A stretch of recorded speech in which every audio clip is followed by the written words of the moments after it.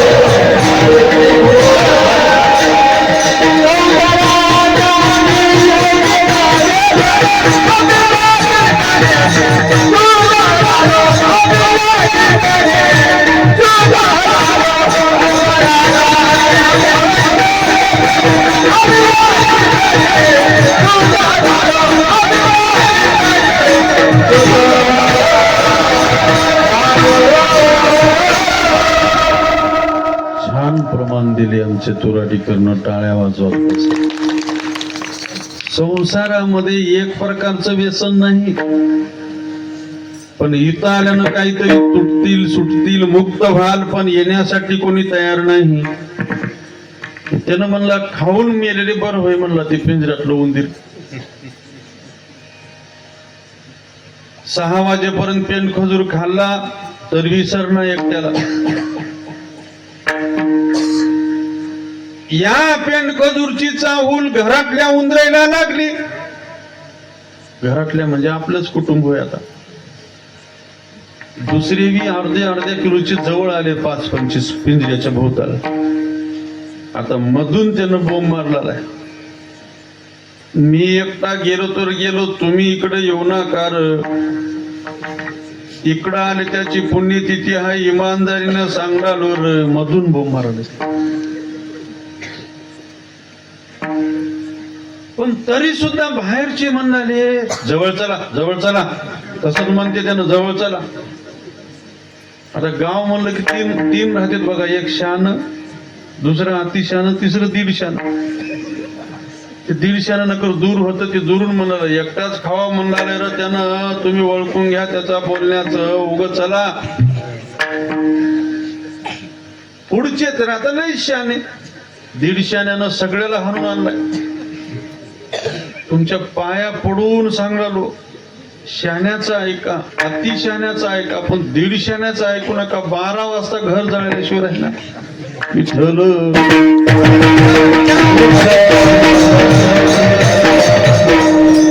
तुमच्या गावात नाही दीडशाने, आमच्याकडलं या. ढकलून आणला 25 जणाला. काय बघलाल्या चला म्हणला. काय बघलेल्या चला म्हणले. धड उड्या मारले. ते पहिलेच म्हणाले ऐक ना का मी काय करू म्हणून ते कोणत्याला बसून घेतलंय. कसं मरण आहेच म्हणे.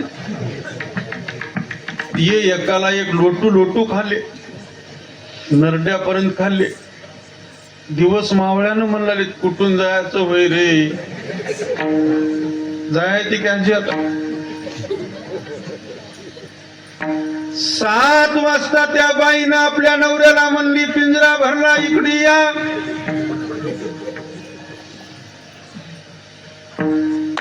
घरचा मालक आला, पिंजरा उचलला. ते मधले 1-2 म्हणणारे कस व्हायला तिकडं.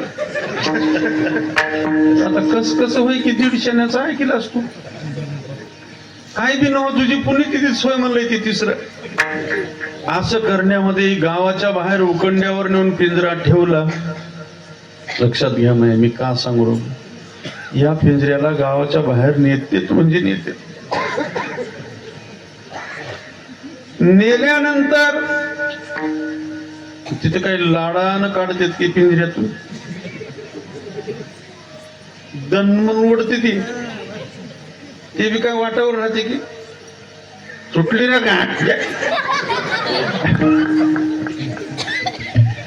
पिंजऱ्याच्या बाहेर काढल्या बोक्या बसूनच होता. एक्का महाग एक 5 मिनिटात तुम्हाला हसणं एवढं आलंय. पण याच पिंजऱ्याची गोष्ट होय आणि याच उंदराची गोष्ट. तसं आज जगद्गुरु तुकोबाराय जगाला सांगू लागले काय म्हणून, तुम्ही ज्या घरात राहता तिथं समाधान नाही, तुम्ही ज्या गावात राहता तिथं समाधान नाही, का तर तुमच्या चित्तामध्ये संसार बसलेला आहे. ते संसार तुम्हाला देवाकडे येऊ देत नाही. त्या संसाराची व्याप्ती सांगत असताना सांगितलं, एक बघा 100 बैलाची रांग अंगणामध्ये बांधलेला माणूस सांगितलं. 100 बैलाची रांग लाईन, आणि त्या बैलांच्या सेवेसाठी महिन्याला 25,000 देऊन एक नौकर ठेवला तो मालक. आणि 25,000 देऊन शेण काढू नको, दूध काढू नको, काहीच करू नको. काय करू मग, 8 वाजता ये, सगळ्या बैलाला पेंडी टाक, आणि सगळे झोपले की ती झोपी जाय म्हणून सांगलाय त्यांनी. आलंय बिचारा 8 वाजता, सगळ्याला पेंडी टाकलंय. आता हे झोपलं की झोपतो म्हणून बसलंय. रात्रभर खुर्चीत बसलं तरी ते 100 बसले नाहीत, आणि यानं झोपला नाही. बोलीच होती. 25,000साठी डोळ्यात तेल टाकून बसला.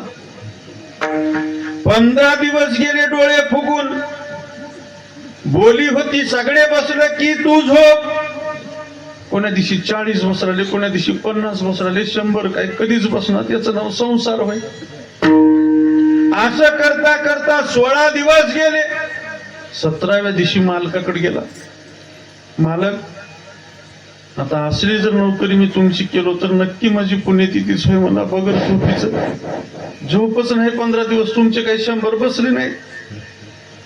त्या 25 साठी चित्तात एकच होतं, कधी बसतील, कधी 25 घेतील. मालकानं समजून सांगितलं, अरे परवाला बसतील जाय. परवाच्या दिवशी आला सज्जन हो, घेऊन काय केला, सगळ्या बैलाला पेंडी टाकला नाही. आणि आता 99 बैल बसली, एक वासरू पलीकडे उभा टाकून होते. ते वासरू बसना झालंय. 2 वाजेशी बसून खुर्चीवर इकून म्हणालाय, बस र, 15 दिवस झाले झोप नाही. मट्टे बसले, तू बस. ते वासराला काय देणं घेणं आहे तुझ्या झोपीशी. हे वासरू म्हणजेच संसारातलं दुःख आहे. यानं समाधान राहू देत नाही, उलट काहीतरी वाढवून टाकते. बघा 2 वाजता त्या वासराला बसवावं म्हणून आपणच त्याचे 4 पाय धरून असं बद्ध म्हणून बसलाय. बद्ध म्हणल्या इकडे 99 उभा टाकले झाला. आता समाधान झालंय का माय, अजून संसार सुरू. याला नाव समाधान होऊ शकणार. या संसारामध्ये आजपर्यंत कोणी समाधान झालं नाही, होणार नाही. तुम्हाला समाधान व्हायचं असेल, मी एका गोष्टीमुळे समाधान झालो, फक्त भगवंताच्या नावाने.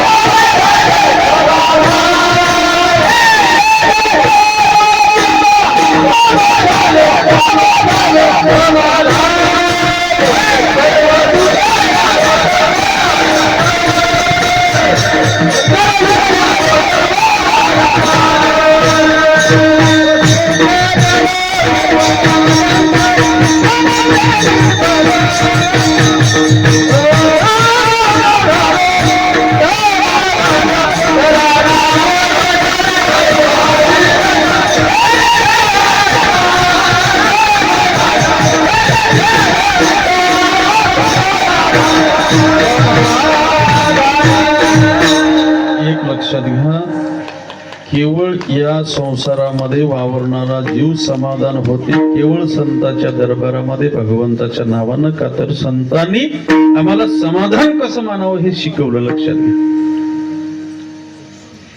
सुख म्हणजे समाधान नव्हे आणि समाधान म्हणजे सुख नव्हे.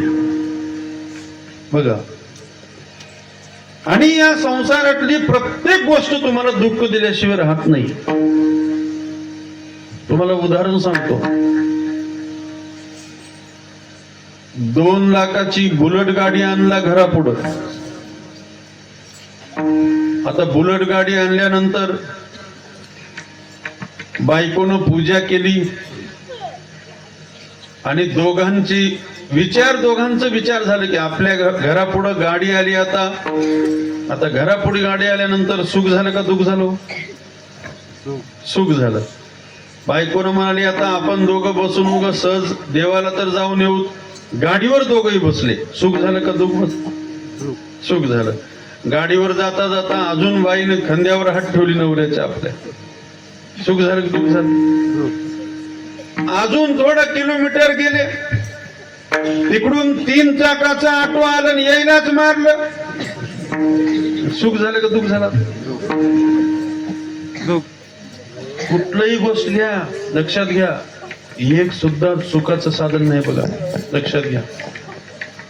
तुम्हाला काय सांगावं, देवाच्या दुकानात जे एक वस्तू भेटते ती दुःखाची आहे, पण संतांच्या दुकानात भेटते ती सुखाची आहे. बघा, म्हणून समाधान मानायचं असेल आम्हाला तर संतांच्या दुकानातली वस्तू घरी घेऊन जा. प्रत्येक माणूस समाधान होते. संत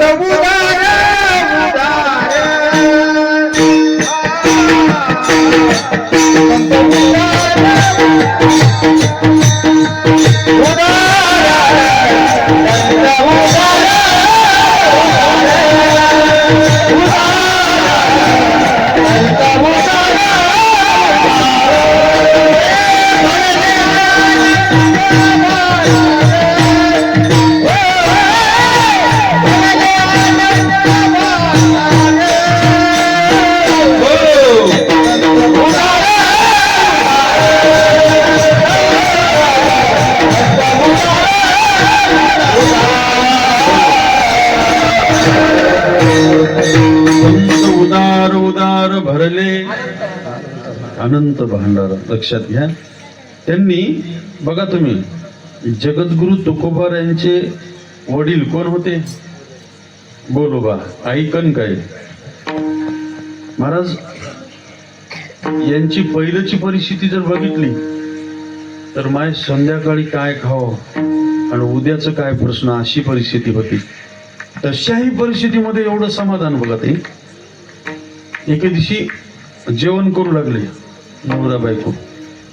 दरवाजाला 5-25 संत आले. गुरुधर्म कोरांना भिक्षुमाई भिक्षावाळा.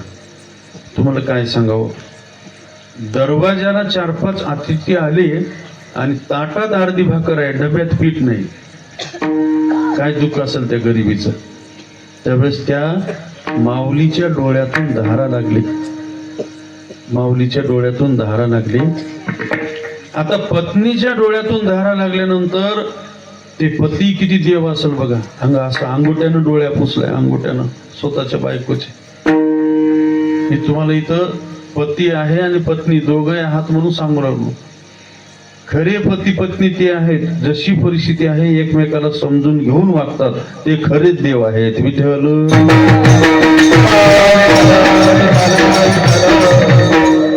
पत्नी क्षणाची आहे पण आयुष्याची ती माय आणि बहीण आहे बायको. लक्षात घ्या तुम्ही पुरुष मंडळ, क्षणाची पत्नी आहे पण आयुष्याची ती माय आणि बहीण आहे. मग तिच्या डोळ्यात पाणी आलं तर अंगठ्यानं नवरा पुसलाय माय. आमच्याकडे सांगू का तुम्हाला, हो म्हणून जर तिनं कोण्या गोष्टीनं रडत बसली मधल्या घरात, यानं बाहेरच्या वट्यावर बसून तंबाखू चोळत बसते. कोणी जर म्हणलं बायको रडली तुमची काय झालं, म्हणजे ते रोजच रडत राहते, तिला काय झालं रोज रडते, पण पुसायला जाईना. आता यायचा संसार काय धन्य म्हणावं का सुखी म्हणावं, काय म्हणावं? लक्षात घ्या, डोळे अंगठ्यानं पुसलं, काळजी करू नको. तू आहे ना तो परमेश्वर. एक लक्षात ठेवा, देवावर विश्वास ठेवा.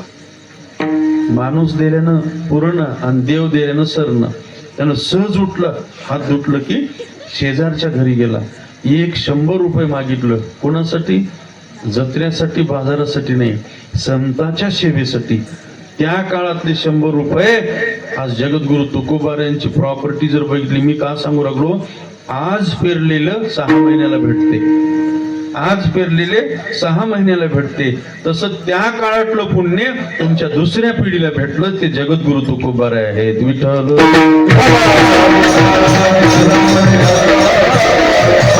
पण बघा ना, 100 रुपये मागायला गेल्यानंतर शेजारी म्हणते 100 पुरे होतेत का, अजून 200 देऊ. असा शेजारी सुद्धा तुम्हाला मिळावं ना. आज शेजार कुठं चांगलं आहे लक्षात घ्या.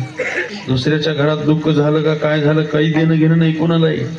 अशी अवस्था आहे. मी थोडस बोलत बोलत इकडं अलीकडं आलो. एक लक्षात घ्या, झोपडीमध्ये सांगू लागलो बरं, संसार कसा, समाधान कसं आहे त्यांचं. आणि वावरत असताना कधी कोणती पत्नी मला 5,000ची साडी पाहिजे म्हणले नाही. या झोपडीत माझ्या, फार लांब आहे. झोपडीत माणसं समाधान राहतात का? त्यांच्याकडे ते धन असते. कोणतं? पैशाचं नाही. पैशाचं धन असलेले झोपणं सुद्धा झाले. झोपणं झाले, रात्र आडेला बघू लागले. पैसा असेल म्हणून समाधान होऊ शकत नाही. तर समाधान राहण्यासाठी हे विचार पाहिजेत. मी तुम्हाला महिला मंडळ पुरुष मंडळ आहे म्हणून सांगलो. समाधान मानायची अवस्था. काही घरात समाधान आहेत बरं. एका घरामध्ये बायको लग्नाला गेली, नवरा घरी होता. लग्न लावून बायको घरी आली आणि संध्याकाळी बघा, मंगल कार्यालयात लग्नाला गेली, संध्याकाळी घरी आली. नवऱ्याला ताट देऊन माय संध्याकाळचा दिवा लावायची वेळ रडत बसली बाजूला. नवरा म्हणला, ये संध्याकाळी दिवा लावायची वेळ अपिशावानी का झालीस, काय झाले रडाय तुला? ती लग्नाला जाऊन आलेली बायको म्हणते, लग्न तर काय करू, सगळे बाया पिवळे चिट्टूक दिसणारे, मीच एकटी कापूर कुट्टी मला. बघा ही अपिशपणा. हे समाधान राहू शकते ती? होय माय, तुमची चेष्टा करत नाही मी. ज्या माऊलीला खरं सुख खरं समाधान कळालं ती रडणार. नवरा जेवता जेवता ताट बाजूला केलाय. कसकर म्हणलीस मग आता काय जीव देव म्हणलीस की 2 लाखाला गेली. तुला लग्नालाच पाठवून देणं चुकीचं झालं माझं म्हणणार. तिने म्हणाली असंच म्हणून ठेवल्या मला. 25,000 होतं तवा घ्या म्हणलो, तवा बी घेईना गेला. त्याने मला उगबास तसंच म्हणून ठेवल्या म्हणली. सोन्यासाठी रडणारी. हे बाजूला ठेवा घर.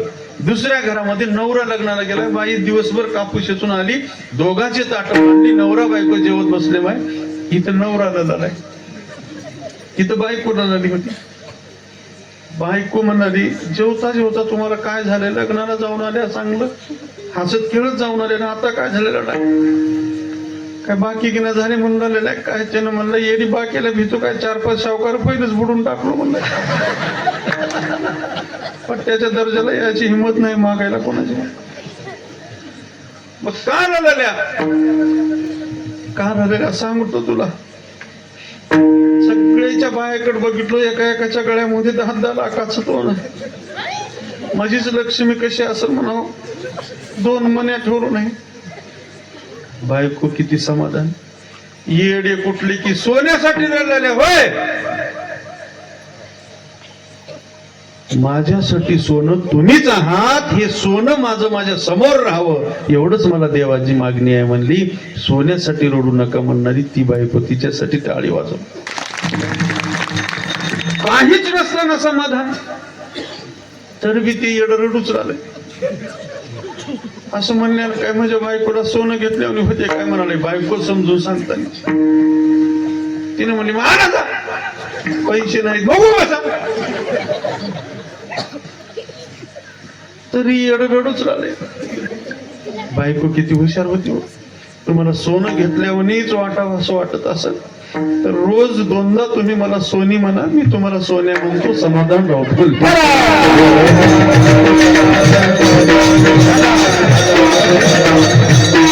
हो, तुम्हाला विनोद हसा, जरूर हसा. हो, हसण्याची गोळीच नाही कुठं, जरूर हसा, पण समाधान कसं मानावं या गोष्टीकडे लक्ष द्या. विठ्ठल,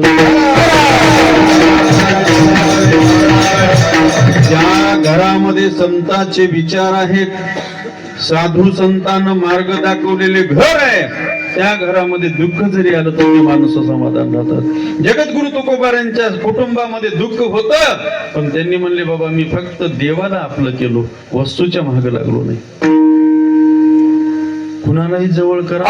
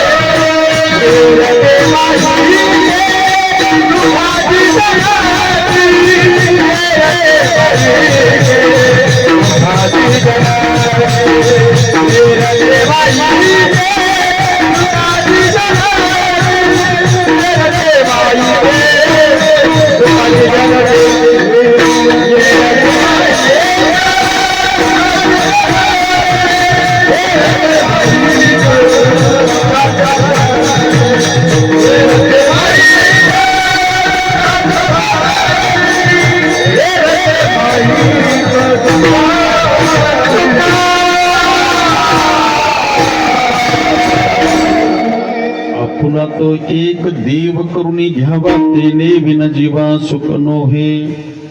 वीरते मायक दुःखाचे जनते. हे सगळे दुःखाचे आहेत बरं, लक्षात घ्या. एकतर हे नाते जोडल्यामुळं बघा, मैत्रिणी आणि कात्यायनी दोन्हीही पत्न्या ऋषींबरोबर होते, पण ज्या वेळेस वनात जायचं ठरवलं, कारण जनात राहून आता शेवटी काय येणार आहे, जनातलं वनात जाऊन देवाची साधना करावं म्हणून दोघांनाही जवळ बोलवलं. एक पत्नी म्हणली आतापर्यंत झोपडीत राहिले तर राहिले, अजून आम्हाला जंगलात घेऊन जावं म्हणताय का, माझ्यानं येणं होईना तुमच्या सोबत. त्यानं मला तुला काय पाहिजे, मला एक महाल बांधून द्या, सगळी सुविधा द्या, राहिलेले आयुष्य तर मी सुखानं काढीन. पण मैत्री नावाची जी बायको आहे ना दुसरी, तिनं म्हणाली स्वामी तुम्ही मला महाल बांधून द्याल, चांगली रूम बांधून द्याल, गाडी घोडी बंगला सोनं नाणं सगळं द्याल, पण कपाटभर सोनं राहून जर माझा दागिनाच बंगलात नसेल तर मला सुख लाभणार नाही. विठ्ठल,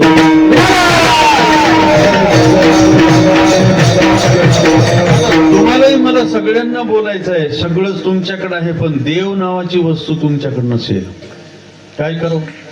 लक्षात घ्या. आता तुम्हाला अलंकार या शब्दाचं तुम्हाला सगळ्यांना विचारतो. पायाला राहतात, माझ्या पायाच्या बोटाला काय म्हणतात त्याला? जोडा, जोडवा. साऊंड सिस्टम साठी वाजवा. हो, गावातच आहे का दिगंबरराव साऊंड सिस्टम?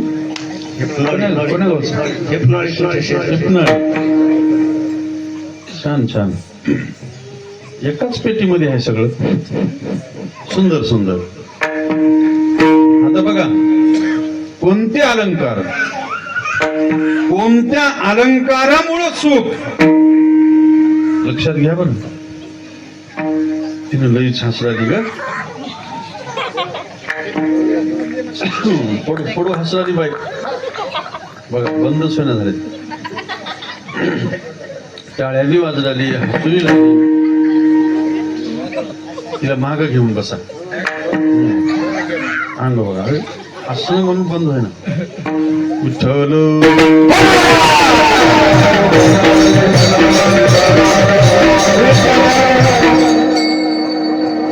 लेकर या याच वयामध्ये चांगलं शिकतात बघा. मस्त माझ्याकडे बघून टाळ्या वाजवली आतापर्यंत ती छोटी, आणि सगळे हसले की आपण हसले. आता घरात आपण भांडायला की लेकरही शिकते भांडायचं.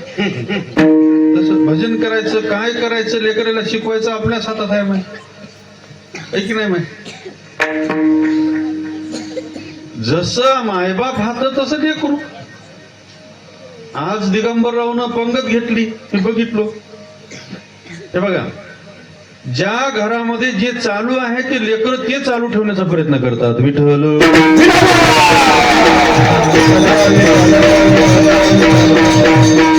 त्याच्यासाठी संस्कार देणारे आई वडील, दिशा दाखवणारे संत आणि दुःखात मदत करणारी पत्नी जर भेटली तर त्याचा संसार सुखाचा. विठ्ठल आता तुम्हाला सांगितलं, जगद्गुरु तुकोबार यांनी म्हणले बा मला अलंकार मिळाले, फक्त जिभीचा अलंकार मिळाला, बाकीच्या अलंकाराला मी किंमत दिलो नाही, कारण का बाकीचे अलंकार दुःख देणारे, एकच सुख देणार आहे. पण जिभीचा अलंकार सुद्धा तुम्हाला दुःख दिल्याशिवाय राहणार नाही. जर त्याच जिभीनं तुम्ही देवाचं नाव, ज्ञानेश्वरीतली ओवी, एखादा अभंग आणि दुसऱ्याला सुख देईल असं जर जिभीचा अलंकार असेल तर तुम्ही पुण्यवान व्हाल. पण काही जिभीचा अलंकार लई लोक बहादर राहतात. ऐका नाही, जिभीनं जाळ फुकाव की जाळ लावाव, दोन्ही हात अलंकार तिच्याकडे. आता काय, जाळ फुकावं विजवावं.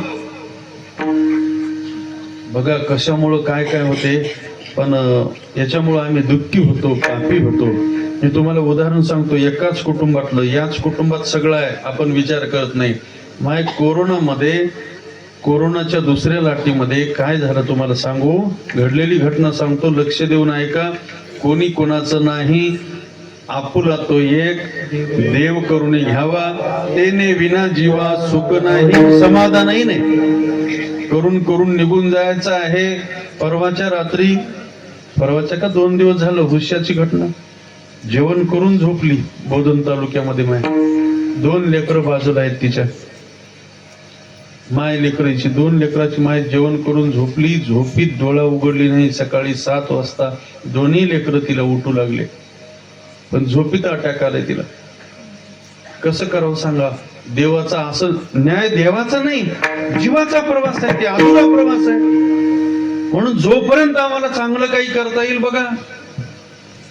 कोरोनामध्ये मी जिभीचे अलंकार सांगू लागलो. जिभीमुळे काय दुःख देते माणसाला.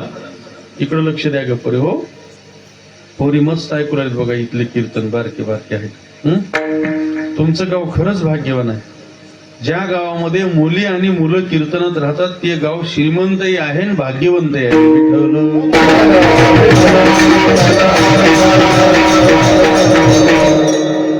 फक्त एवढंच होणं झालं, शांभवी पाठक जन्माला यावी, आहे का नाही. तिनं बाहेर देशाला जाऊन शिकून येऊन शांभवी पाठक झाली, इमान चालवली, मायबापाचं स्वप्न पूर्ण केली. आमच्या धर्माबाद मध्ये एक बाप पोरीला पुण्याला ठेवलाय, इकडे आलीच नाही. तुम्ही म्हणाला इमान चालवाय गेली असेल, इमानात मी बसली नाही. 2-3 लेकरं झाले ना आली. असलं होऊन झालं. विठ्ठल मी तुम्हाला का सांगू लागलो, ह्या सगळ्या विषयाला स्पर्श करू लागलो. मरावे परी कीर्ती रूपे उरावे. एकदा जन्म येते, एकदा मरते. एकदा माय मिळते, एकदा बाप मिळते, एकदा भाऊ मिळते, एकदा बहीण मिळते, एकदा गाव मिळते, एकदा धर्म, एकदा देश, एकदा श्वास. ज्याला ह्या गोष्टी कळाल्या त्याला जीवन कळालं. त्या जगण्याला काय अर्थ आहे लक्षात घ्या. मी सांगू लागलो होतो, जीव दिली देवानी, बोलता आलं पाहिजे. म्हणून कोरोनामध्ये माय बाप मरून गेले, माय बहीण भाऊच राहिली. लहान लहान होते बहीण भाऊ, 2च बहीण भाऊ. आई वडील गेले. पोरग हिंमतवान होतं 12 वर्षाचं आणि मुलगी 8 वर्षाची. बहिणीला शाळेत टाकलाय भाऊ, आणि आपण काम करत राहिला. बहीण शिकली, 12वी पर्यंत बहिणीला शिकवलं, आणि हा मोठा झाला. शेजारी पाजारी त्याचं लग्न केले. लग्न झालं, 2 वर्षाला बहिणीचं लग्न केलं. आणि बहिणीला पाठवून देत मंदिराजवळ येऊन भावानं काय बोलला, बहीण तू असं समजू नको, आई नाहीत बाबा नाहीत, त्यांच्या आशीर्वादानं आपल्याला काही कमी नाही, तुला कधीच कमी पडू देत नाही, फक्त चांगलं राहा. माहितीनं आनंदानं गेली. भाऊजाई घरी आहे, भाऊ घरी आहे, आई बापासारखं मला काहीतरी आहे आधार म्हणून गेली. पहिल्या पंचमीला आली. आई वडिलाची आठवण येऊ नये म्हणून भावानं 10,000ची साडी आणली. घडलेली घटना सांगू लागलो, खोटी नाही. 10,000ची साडी ती पोरगी पहिल्या पंचमीला अंगावर टाकून गाव नावनं हिंडून मैत्रिणीला भेटली. तिनं गावात गेली की भाऊजाईला शेजारीन भेटली. जिबीचा अलंकार सांगणार. माय आतापर्यंत आजी तुम्ही 20-25 वर्षाचा असताना साखर कस किलो होत? 35 पैसे 70 पैसे 2 रुपये किलो असं साखर होतं. आता कुठे गेले? 42-45 ला पोहोचलंय साखर. दूध 70 रुपये लिटर. सगळ्याचा भाव वाढलाय. पण डबीचा भाव किती आहे? जाळ लावायचा 1 रुपये का तिचं 45 झालं नाही? मी विचारलो कंपनीला जाऊन, साखराचा भाव वाढलाय, गव्हाचा वाढलाय, तांदळाचा वाढलाय, डबीचं का वाढलं नाही? म्हणजे महाराज तिनं जाळ लावते म्हणून वाढलं नाही. इथं बकड डबे असते.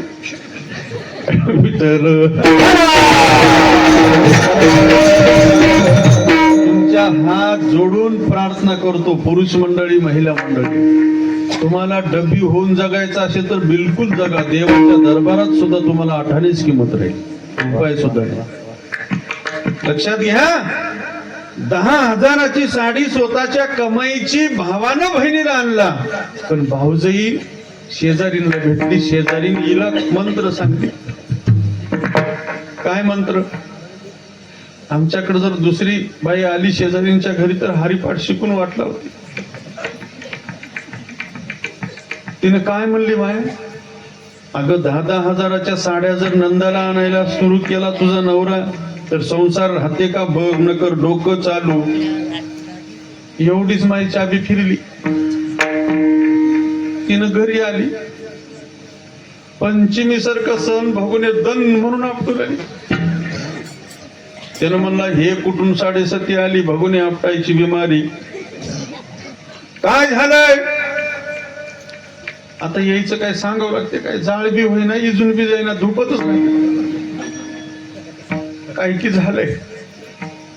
तुम्ही काय ऐकणार बा? काय काय झालं सांग? तुम्हाला सांगून काही फायदा नाही. फक्त उगच ये काही न हो म्हणला, निघून गेला बाहेर. एवढ्यामध्ये ती नणंद आली. तुम्हाला सांगून ठेवते, जिबीचा अलंकार. माझी माय गेली तर गेली, पण भाऊजाई माझ्या आईच्या रूपात हाय म्हणणारी हिनं बिचारी. पण ही माय बघा, 10,000च्या साड्या लेवाय झालं तर स्वतःच्या नवऱ्याच्या जीवावर लेवावं. इथं येऊन रुबाब दाखवून खट्ट म्हणून बोलून दाखवले. माय तिच्या डोळ्यात खळ म्हणून पाणी आलं. साडी आपल्या अंगावरली काढली, जुनी टाकली. भावाला अंगणातच बोलली 2 गोष्टी. 10 संपलं माझं माहेर. येते म्हणून गेली तर 12 वर्ष आली नाही माहेरला. कशामुळं? एक अलंकार जिबीचा निघाला. शब्दानं माणसं जुडली पाहिजे पण तुटली नाही पाहिजे. त्यावेळेस देव तुमचा होईल. विठ्ठल. 12 वर्ष गेले, 14 वर्ष गेले. 14 वर्षाला तिची पोरगी लग्नाला आली. पत्रिका छापले. तिला शेजारीन चांगली होती. तिनं काय म्हणली बहिणीला, त्या एक भाऊ आहे म्हणतोस. त्यानं बोलणं गेलं, काय होते ग? मावळा होय पोरीचा, उद्या लग्नात उभा टाकावं लागते, जाऊन पत्रिका देऊन ये. आपल्या हातानं पत्रिका घेऊन 14 वर्षाला भावाच्या दरवाजाला आली. राणी राजा बसल्यासारखी खुर्चीत बसून होते. 14 वर्षाला लक्ष्मी दरवाजाला आली तर बोलली नाहीत माये. आपणच पायानं पाणी टाकली हातानं, जवळ जाऊन खाली बसली, एक खुर्चीवर आहे. खुशाल का तर म्हणले नाही. देव कसा नाराज झाला असेल बघा.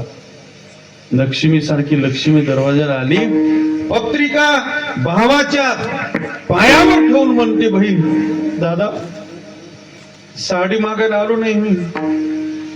वहिनी मी साडी मागायला आलो नाही. एक पोरगी आहे मला, पुढच्या 15 तारखेला लग्न आहे. जर एखादा कार्यकर्ता माईक घेऊन नवरीचा मामा नवरीला घेऊन या म्हणलं तर कोण्या मामाला उभा करू मी. मामा म्हणून 5 मिनिटं मागे उभा टाक दादा, अक्षदा टाक, निघून ये, परत येऊ नको. एवढं सांगून दोघाला हात जोडून निघाली माई. पण ते चांडाळ दोघही लग्नाला आले नाहीत.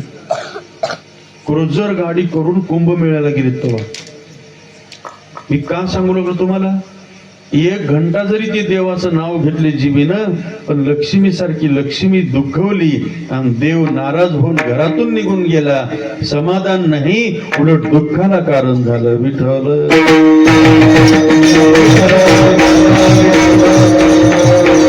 मी तुम्हाला व्यावहारिक प्रपंचिक उदाहरण का देऊ लागलो की जीवीचा अलंकार हे शब्द आहे. ज्या शब्दानं तुम्ही देवाला प्रेमानं समर्पित कराल, सर्व सुखल्यालो सर्व अलंकार आनंदे निर्भर ढुलतसे. ज्या घरामध्ये जिभीनं शब्द आनंदानं भगवंताचं स्मरण आहे, कुणाची निंदा नाही, कुणाला दुःख नाही, तिथं आनंद नावाची वस्तू त्या घरामध्ये येते. एवढंच नाही सज्जन हो, ज्या देवाच्या नावानं आपलं संपूर्ण शरीर संचारित झालेलं आहे, त्या देहाची अवस्था काय आहे? तुका म्हणे त्या देहाची अवस्था काय आहे? असो आम्ही आता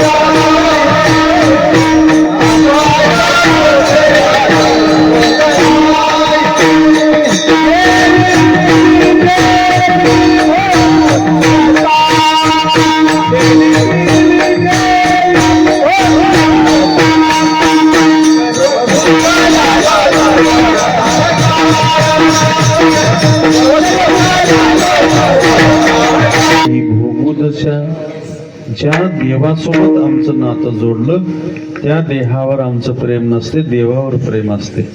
आणि देवावर प्रेम असलेले माणूस या देहावर प्रेम करत नाही, लक्षात घ्या. आणि ज्यानं देहावर प्रेम केला तर त्याला दुःख आहे, समाधान नाही. त्याचं चित्तही समाधान नाही, मनही समाधान नाही. आज बघा माणसं दुःखी याच्यामुळेच आहेत, त्यांचं मनही देवाकडं नाही आणि चित्तही देवाकडं नाही. मग तुम्ही म्हणाल एवढं मोठं संसार आहे, त्या मनामध्ये संसार राहावा लागेल ना. चित्तात संसार आहे, पण मी बऱ्याच वेळेस म्हणत असतो, कपडे मनासाठी आहेत का देहासाठी आहेत?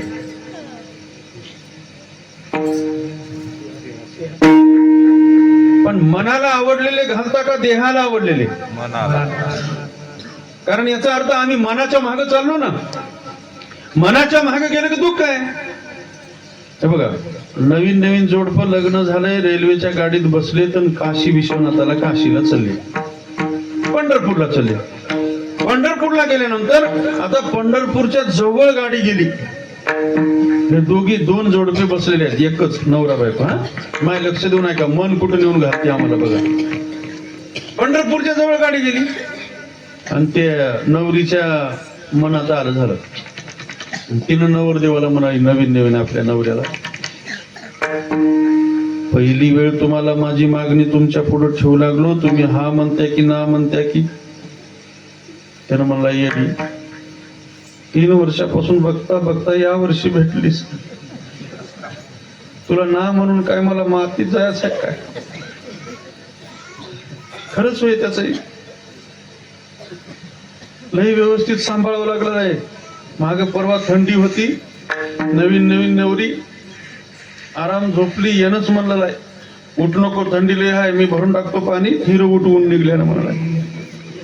म्हणजे तिनं सुखी तर आम्ही सुखी म्हणाले. आता सध्या ती रेल्वेत जाताना नवऱ्याला म्हणून राहिली, बघा तुम्हाला पहिली वेळ मागू लागलो, देवाला जाता जाता तुम्ही हा म्हणताय की ना म्हणताय की. आता माझ्या मनात तर आली एक गोष्ट. त्यानं म्हणला कोणती होय, मी तुला ना म्हणूच शकणार, तुझ्यासाठी काय पाहिजे ते करायला तयार आहे. तिनं म्हणली 1 रुपया देऊ नका, मला सोनं नका, नाणं नका, माझ्या मनात आल्याच्या गोष्टीला तुम्ही फक्त हो म्हणा. त्यानं मला गोष्ट सांग ना, नंतर सांगतो, तुम्ही मला वचन द्या म्हणाली. वचन द्या म्हणाला, हातात हात दिला त्यानं. हातात हात दिल्यानं नक्की हो नक्की मी गाडीची चैन वडाव म्हणालो म्हणली तिने, रेल्वेची. चल त्या गाडीची चैन वडल्यानं काय होते तुम्हाला माहित आहे? कसं मन मंगळ आहे बघा. पंढरपुरात जाऊन मी घंटाभर चंद्रभागेमध्ये जप करतो म्हणून आलं नाही मनात. आमचं मन तसंच आहे हो, देवाचं करू देना, चांगलं करू देना. लक्षात घ्या. बघा ना, उद्या महाशिवरात्र आली की नाही, त्या महाशिवरात्रच्या माग एकदा आमच्या धर्मावत मध्ये एका बाईचा नवरा आला, दुपारी 12 वाजता, आंघोळ नाही काही नाही, जेवायला बसला. जेवायला दे म्हणला. बाई म्हणली तुम्हाला काय म्हणावं, सणासारखं सण महाशिवरात्र हाय, आंघोळ करा, आजच्या दिवस तरी उपवास धरा. नाव ठेवलं गंगाधर, आंघोळ करणं महिनाभर, आजचं तरी आंघोळ करा. आंघोळ असं तसं केला, जा महादेवाला जाऊन पाया पडून या. निघाला, शेतात महादेवाचं मंदिर होतं. अर्ध्यात गेल्यानंतर त्याचं मन म्हणलंय, देवाला निघालास, तेल नाही वाती नाही, कसं जातोस? अरे होय ते बी बरोबरच आहे म्हणलं. मन सांगू लागलंय मधून, आता काय करावं बाबा, घराकडे वापस जावं, घर दूर आहे. मग अजून काय त्याचं मन म्हणलंय, घरला जाऊन कवा आणतोस तेल वाती, इथंच कापूस फुटलंय, मालक नाही शेताचा, 2 बोंड येचून वाती कर म्हणालाय. मन हेच ना, 2 बोंड वाती कराय बसला होता. मन सांगलाय, शेताचा मालक नाही, 2 बोंड काय, 50 किलो काय उग येच, देवाकडे गेल्यानं काय देते देव. मन म्हणाले. यानं वाती कुठे गेलं की पोत घेतला शिवरात्रच्या दिवशी. हे मन होय.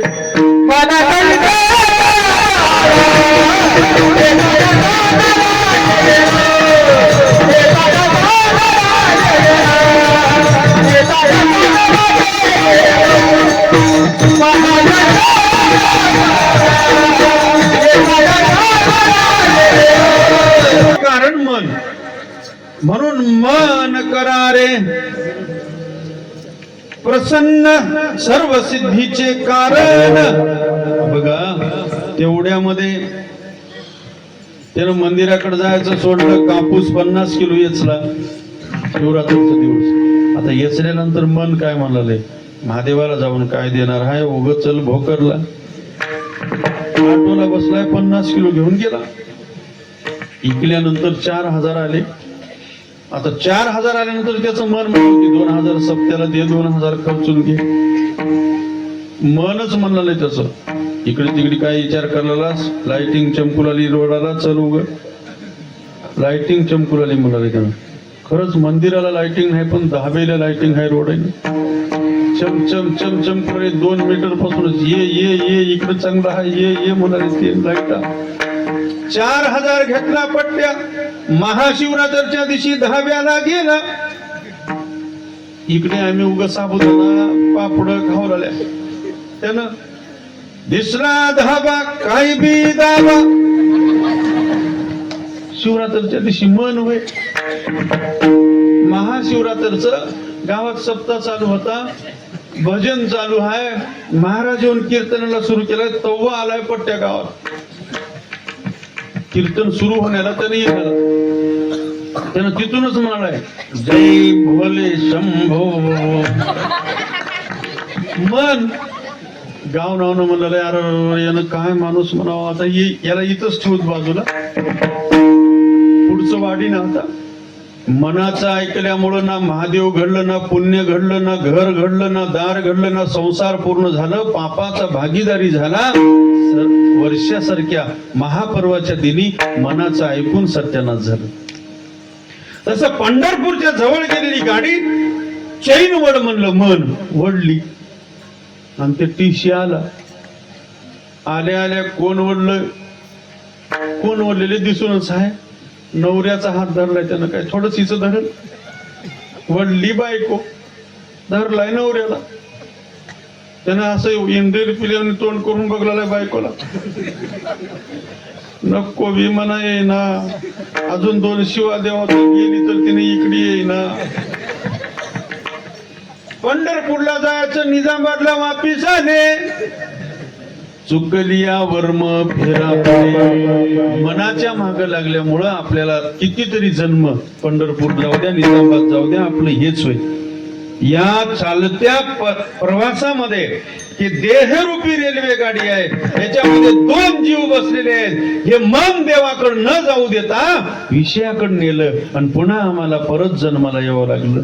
तुकोबाराय म्हणतात, ज्या वेळेस हे दुःख न भोगता संतांना सांगितल्याप्रमाणे देवाचं नाव, संतांचे विचार सोबत ठेवा.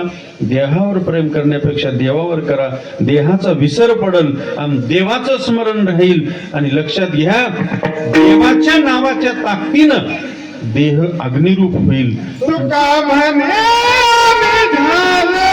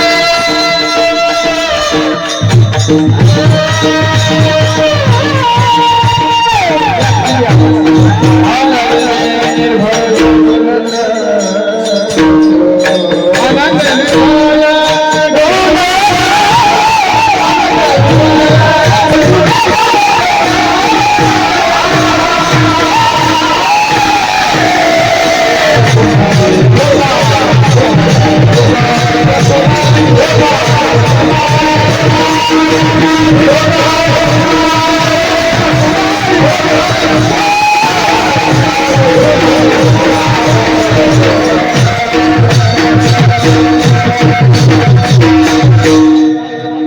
एकदा टाळी वाजव.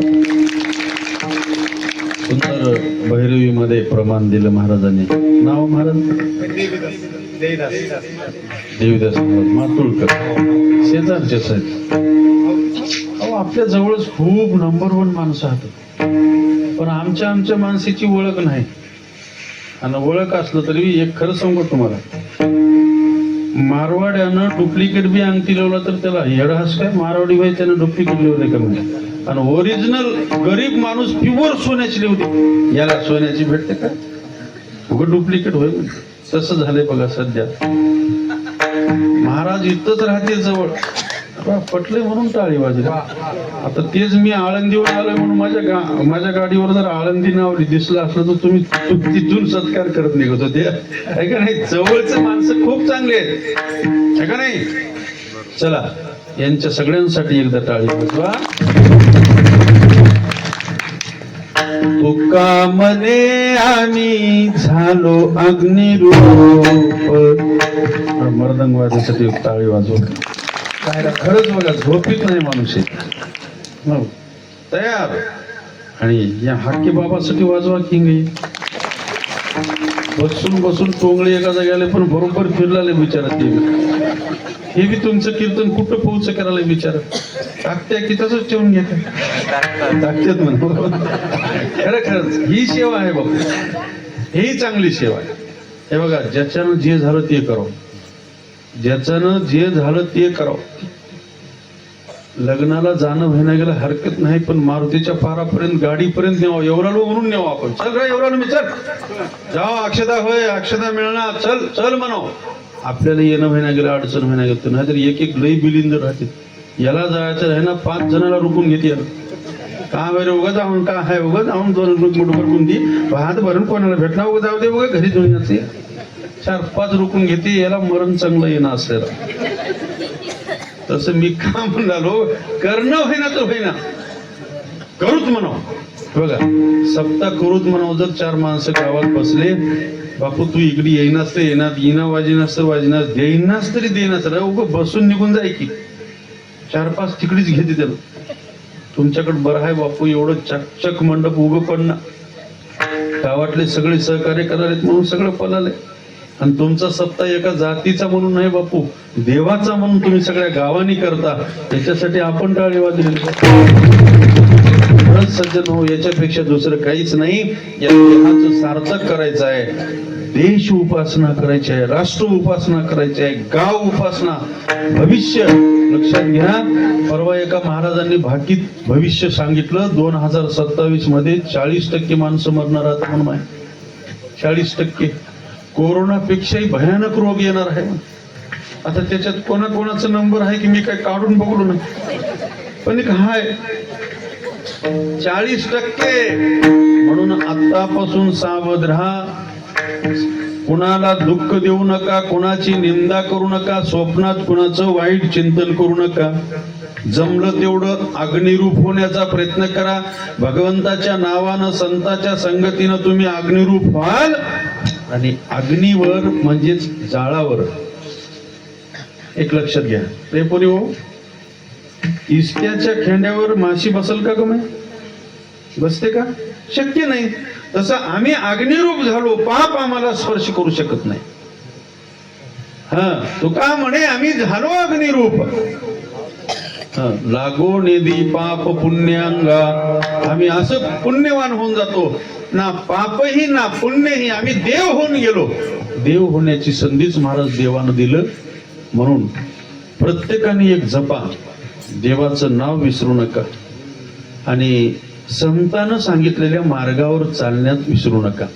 जर समजा मार्ग चुकला, बाजूला गेलात की खरंच आम्हाला दुःख झाल्याशिवाय राहणार नाही. ऐका, लक्ष्मी सारखी आई माय घरात आहे.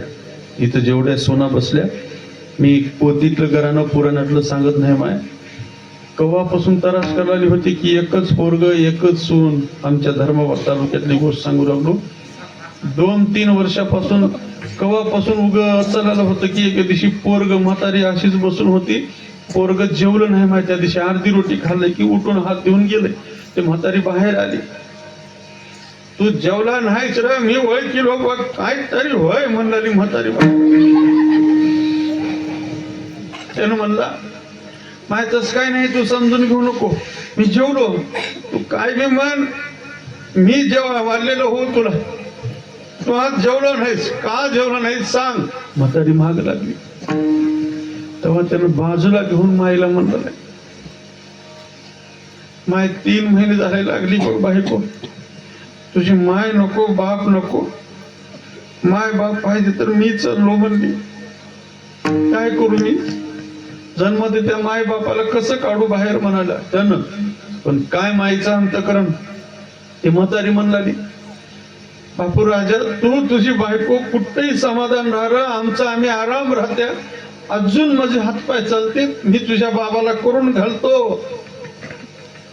आता इथं सुना बसली, त्याला बघ कळकडू झर लागलेला असं.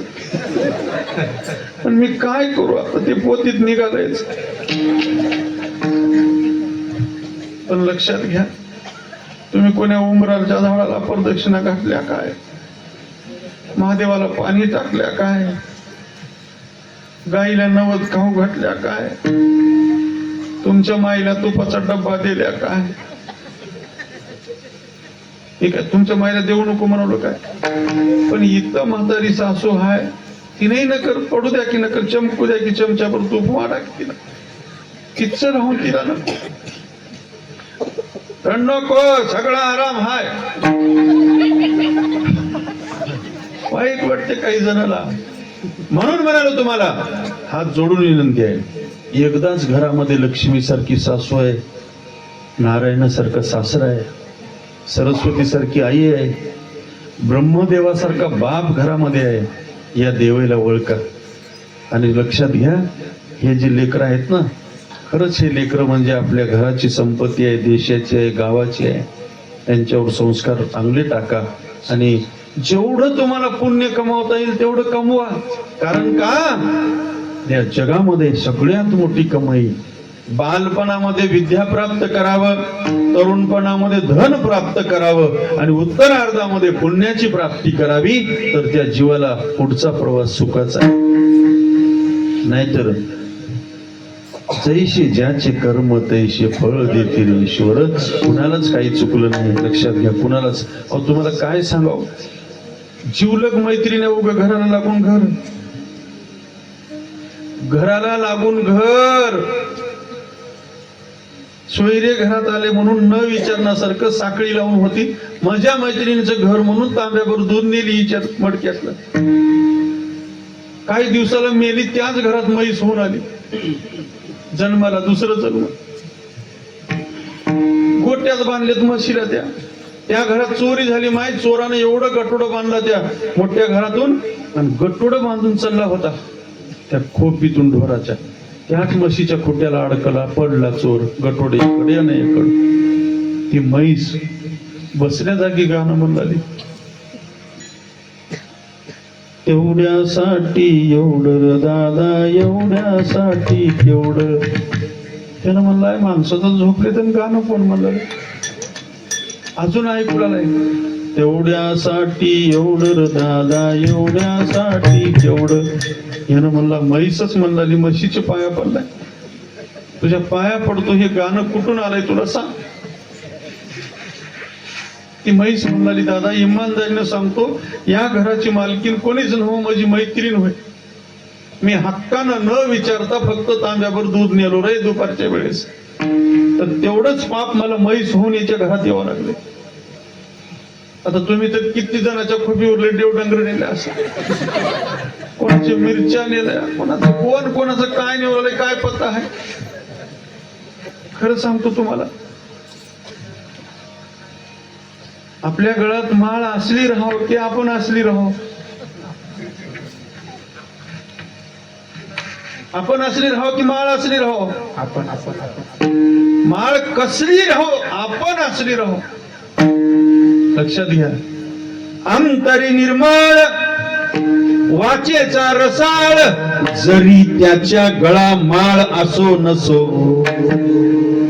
एवढ्या कर्मासाठी तेवढं होऊन यावं लागलं नाही. तर आमचं काय काय चाललंय तुमचं तुम्ही विचार करा. कोणता जन्म घ्यावा लागेल पुढे जाऊन. म्हणून सज्जन हो, सप्त्याच्या माध्यमातून तुम्हाला खूप काही ऐकायला मिळालं. कितवा सप्ताह आहे दिगंबरराव हे? 11वा सप्ताह. एक तप पूर्ण करत आलात सज्जन हो, खूप मोठं. कारण का ही भूमी चांगली आहे, संतांची भूमी आहे. ज्यांचं जन्म या गावात झालं त्यांनी खूप भाग्यवान आहात. पण कसं होते बघा, ज्यांचं त्यांना कळलं, दुरून दुरून लोक येऊन सुधरून गेले तुमच्या या गावात. उदगीर तालुक्यामध्ये एक एवढा मोठा बिल्डर आहे. मी जानापुरीला कीर्तनाला गेलतो तर या गावचं नाव त्या सावकारानं काढलं. एकदा डोकं टेकून आलो, महाराज मी एवढा उठून गेलो होतो जीवनातून म्हणला, पण आज 500 नोकर त्या माणसाकडे होतं. मी का सांगू राहिलो हे? ज्याचं त्याला कळना. माग सोमवती अमावस्याला सोलापूरचे माणसं बासरला आंघोळीला आले. का तिकडे नदी नाही का? इथं यायला आमच्यापासून 5 किलोमीटर आहे, पण आम्हाला आंघोळीची काही किंमत वाटली नाही. तसलं आहे हो. कोण्या ज्या गावामध्ये चांगलं आहे त्या गावची किंमत नाही. पण तुम्हाला महाराज सांगू लागलेत ना, तुम्ही विश्वासानं नामदेव महाराजाच्या पायरीवर मुंडक टेकवा आणि त्यांना सांगा पुढच्या वर्षीपर्यंत तुमची इच्छा पूर्ण झाल्याशिवाय राहत नाही. एवढं सामर्थ्य त्या समाधीमध्ये आहे. पण तुम्ही तसं वागा. म्हणून तुम्ही या गावामध्ये जन्माला आलात, भाग्यवान आहात. आणि सत्ता चालू आहे. सत्याच्या माध्यमातून ज्याला जे सेवा घडली ते सेवा करा. कोणी पंगत घ्या, कोणी महाराजाची सेवा करा, कोणी या संत मंडळीची सेवा करा. सज्जन हो, देव कोण्या रूपानं गावात येईल काही सांगता येत नाही. देव आहे, निश्चित 100% आहे. पण कसं आहे, जसं सूर्य किरणाच्या रूपानं येते तसं देव जीवाच्या रूपानं या पृथ्वीवर येते, तुम्हाला भेटून निघून जाते. ओळखता आलं तर बरं आहे. ओळखण्यासाठी डोळे नाही दृष्टी पाहिजे. ओळखण्यासाठी डोळे नाही दृष्टी, आणि ती दृष्टी प्राप्त व्हावी म्हणून सप्ताह आहे. विठ्ठल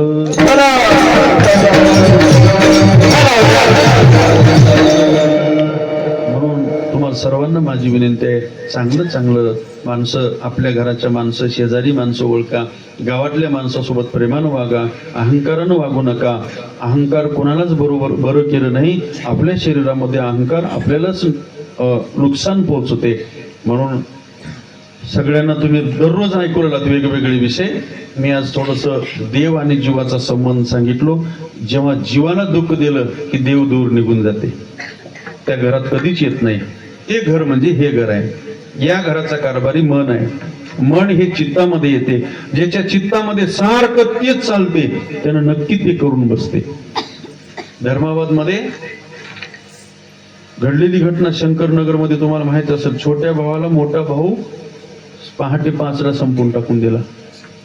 का सांगू लागलो? भाऊ भावाचा वैरी कशासाठी झाला? चित्तामध्ये पाप निर्माण झालं. समाधान नाही, देव नाही. भाऊ भावाचे वैरी झाले, भांडण कोर्टात गेले. पैशासाठी बाप लोकाची होते मारामारी. बाप पांडुरंगा दुनिया बिघडली सारी. आता बिघडलेल्या दुनियाला चांगलं करायचं असेल तर धर्माचं मंडप आहे, बाकी कुठंच नाही. कुण्याही दुकानात तुम्हाला समाधान नाही आणि दिशा नाही, दशाच आहे. म्हणून तरुणांना माझी विनंती आहे, हे सगळे आपल्याच गावातले होते की इथले तरुण मंडळीला माझी विनंती आहे, बाबा देशाकडे बघा. या देशाच्या मातीमध्ये एक एक रक्ताचं ठेम त्या देशभक्ताचं आहे. त्यांनी आवाज देऊ लागले आम्हाला, अरे जाग व्हा रे, आम्हाला तरी येता येईना पण तुम्हीच सांभाळा. हे मेरे वतन के लोग जरा आंखों में भर लो, जो शहीद हुए हैं उनको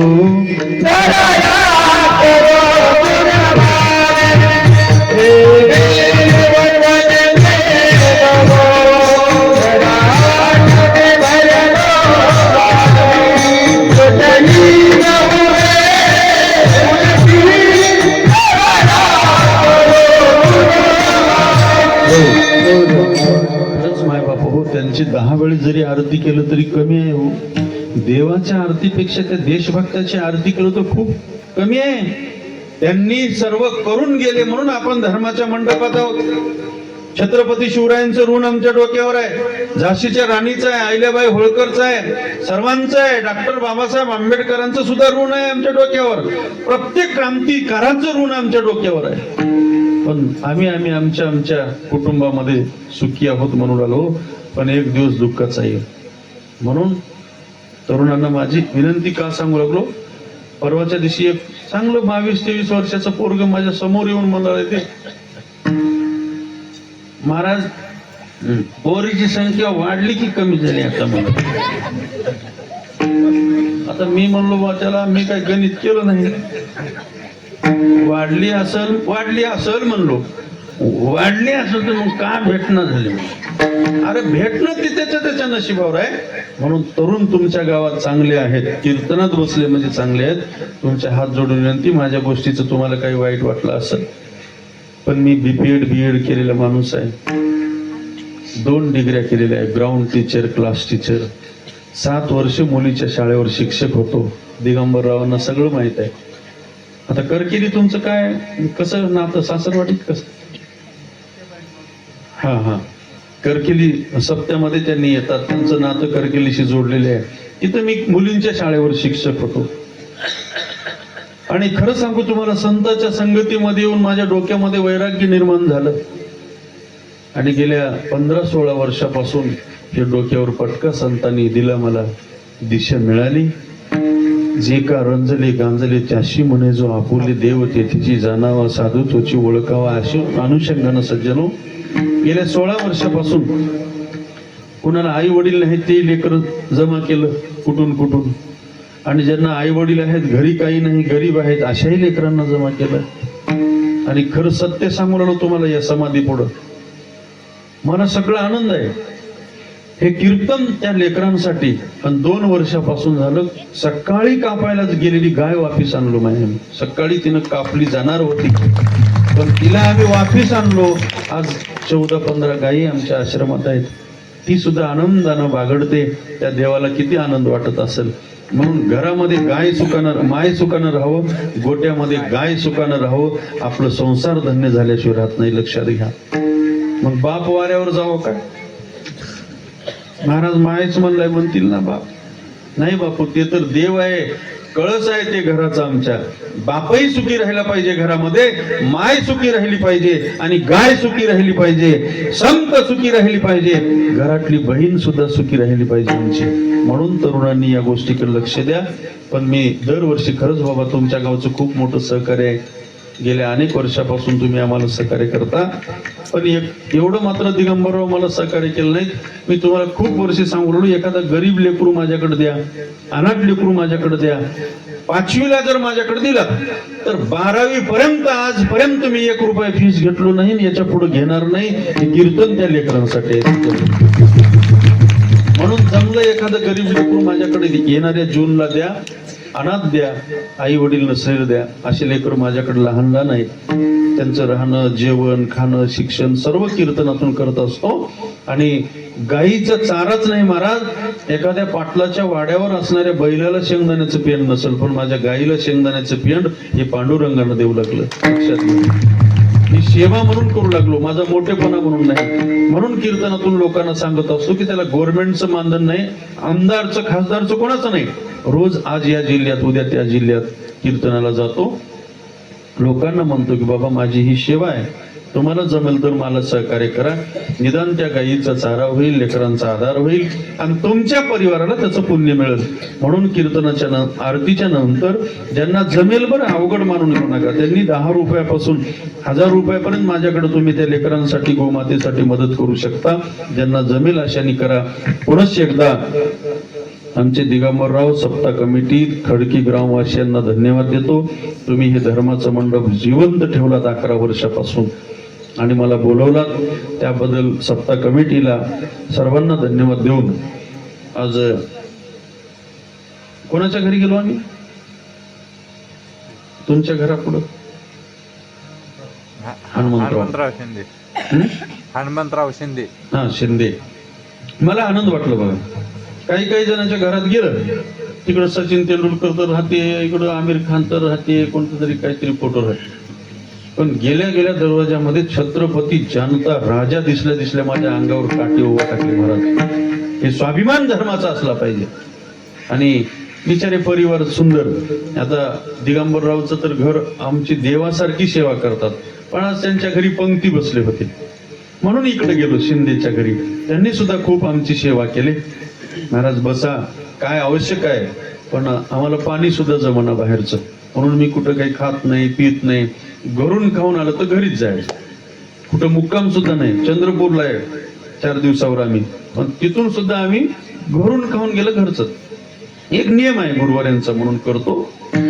असो, पुन्हा एकदा तुम्हा सर्वांना धन्यवाद देऊन गायक वादक साऊंड सिस्टम आमचे शूटिंग वाले हक्के आप्पा, हा दोन्ही मृदंग वादक आणि सगळ्यांनी कान देऊन लक्ष देऊन ऐकलात बाबा, सगळ्यांना धन्यवाद देतो.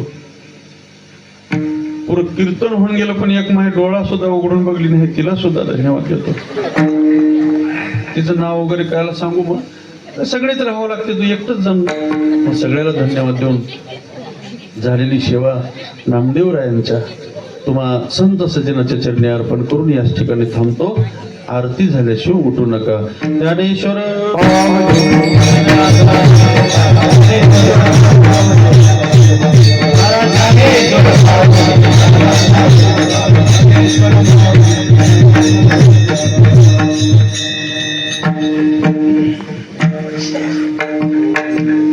तुकाराम तुकाराम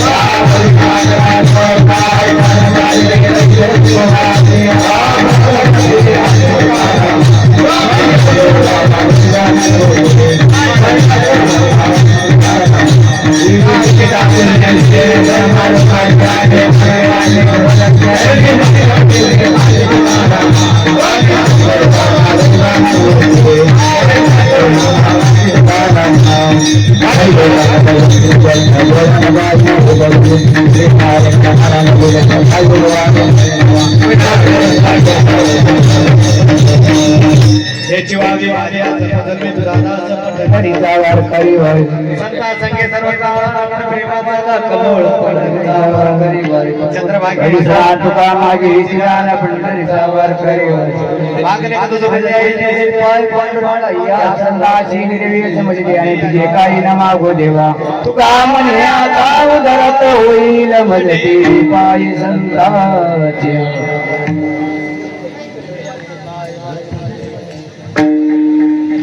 आताच हरिभक्त परायण कावडी गुरुजींनी सुंदर असं आपण घेऊन समाधानी जीवन जगायचं असेल तर विचाराची गरज आहे आणि ते विचार फक्त ज्ञानाच्याच मंडपामध्ये मिळतात संतांच्याच आशीर्वादाने ते मिळतात असे या अभंगातून सुंदर असं आपल्याला त्याचा भावार्थ सांगितला आहे त्याबद्दल महाराजांना कोटी कोटी धन्यवाद. दुसरी एक महत्वाची गोष्ट म्हणजे महाराज स्वतः अनाथ आश्रम चालवतात. अनाथाची माऊली म्हणलं तरी काही महाराजांसाठी काही हरकत नाही, कारण अनाथ आश्रम तर चालवतातच पण गोशाळा सुद्धा महाराज चालवतात. जर आपल्याला काही पुण्य मिळून घ्यायचं असेल तर आपण जशी जमल तशी सेवा आपण आता कीर्तन झाल्याच्या नंतर आपल्याला करायची आहे. आपण दर्शन घेऊन जेवढी झाली तेवढी सेवा आपण करावं, कारण आपल्याला त्याच्यापासून फार मोठं पुण्य मिळणार आहे. गो आश्रम स्वतः चालवतात आणि अनाथ ज्या लेकराला कुणी नाही अशा लेकरासाठी जे काही खर्च आहे ते महाराज स्वतःच्या याच्यातून करतात. तर आपण सर्वांनी सहकार्य करायचं आहे. दुसरी आपल्याला गोष्ट म्हणजे या ठिकाणी आपल्याला लाभलेली सर्व गुणीजन मंडळी गणेश महाराज शेनीकर, हनुमंत पाटील संगनाळे, काळे महाराज नांदेडकर, शिवाजी पाटील दुगाव, गोविंद चिटमोगरेकर, हनुमंत बडुरे, माऊली, देवीदास खुळे, आदिनाथ पाटील मातुळकर, नागोराव पाटील लगळुतकर, शंकर पाटील लगळुतकर, शंकर घोसलोड, गंगाधर वाघे, पोतना वाघे, गंगाधर कोमोड तुराटीकर व मर्दंगाचार्य प्रदीप महाराज मोगंडीकर यांना सर्वांनाच भारत महाराज तुराटीकर, जे कोणी चुकून राहिले पंडित महाराज आमचे जे बेंद्रीकर यांना सुद्धा गावच्या वतीनं खूप खूप धन्यवाद. आता उद्या याच ठिकाणी हरिभक्त परायण गणेश महाराज बेंद्रीकर यांचे कीर्तन होईल. तरी सर्व ग्रामवासियांना विनंती आहे आपण या कीर्तनाचा लाभ घ्यावा.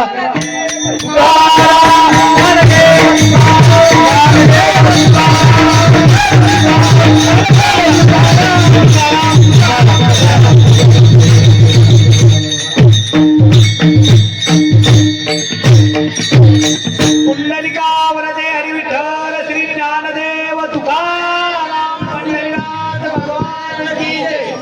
माऊली ज्ञानेश्वर महाराज की जय. कृपया लाईन या, दर्शन घ्या.